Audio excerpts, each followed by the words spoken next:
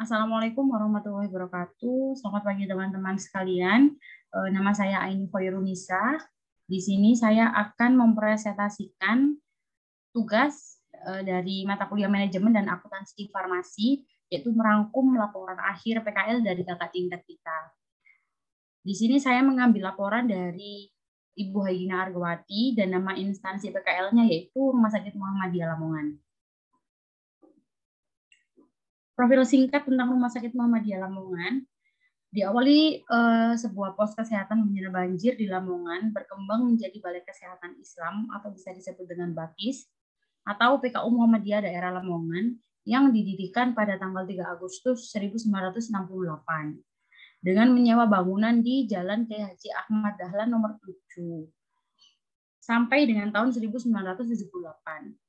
Selanjutnya, dengan usaha nyata dan sungguh-sungguh tanpa pamrih dari para pendiri dan pengurusnya, fungsi sekedar pelayanan pengobatan ditingkatkan menjadi rumah sakit bersalin dengan kapasitas 6 tempat tidur, atau bisa disebut dengan 6 bed saja. Sejalan dengan perkembangannya, saat ini Rumah Sakit Muhammadiyah Lamongan, atau bisa disebut dengan RSML, menempati gedung baru.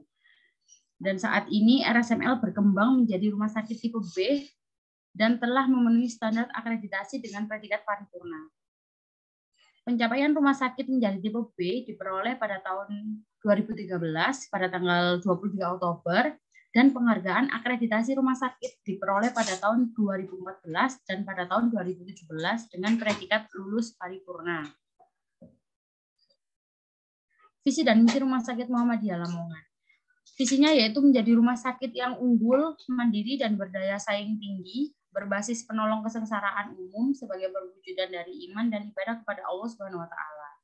Sedangkan misi dari Rumah Sakit Muhammadiyah Lamongan adalah yang pertama, memberikan pelayanan kesehatan yang islami, profesional, dan bermutu, disertai dakwah amar ma'ruf nahi mungkar.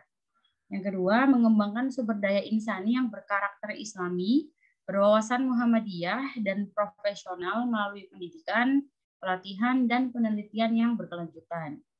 Yang ketiga yaitu mengembangkan rumah sakit pusat kegawat daruratan berstandar internasional.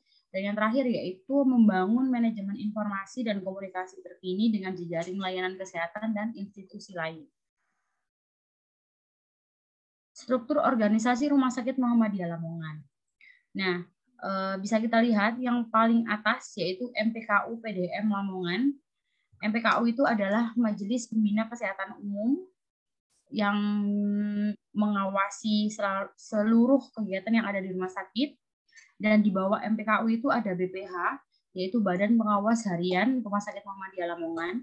Setelah itu bawahnya baru ada direktur. Nah, direktur itu sendiri ada komite-komite di bawah direktur dan ada Satuan Pemeriksaan Intern atau SPI.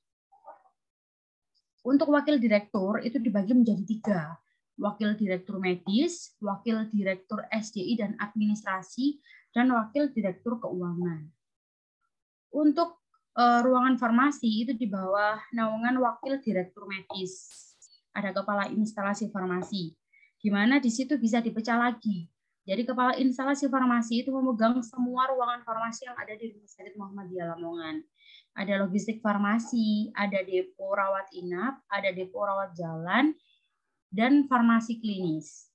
Nah, TTK bekerja di bawah naungan apoteker-apoteker yang menjadi kepala ruangan dari depo rawat inap, depo rawat jalan, farmasi klinis, dan logistik farmasi.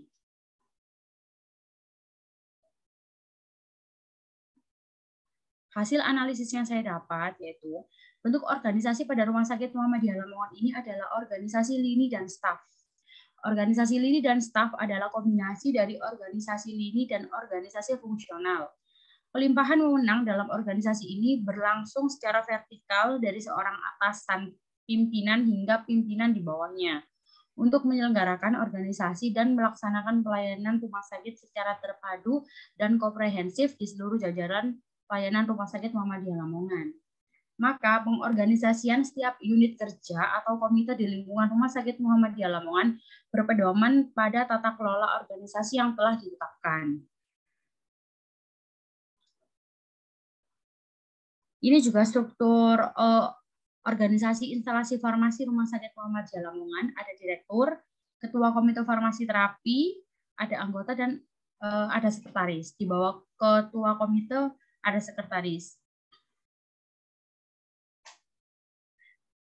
Hasil analisis yang saya dapat, Komite Farmasi dan Terapi adalah organisasi yang mewakili hubungan komunikasi antara para staf medis dengan farmasi, sehingga anggotanya terdiri dari para dokter yang mewakili spesialis yang ada di rumah sakit dan apoteker wakil dari farmasi rumah sakit serta tenaga kesehatan dan non-kesehatan lainnya.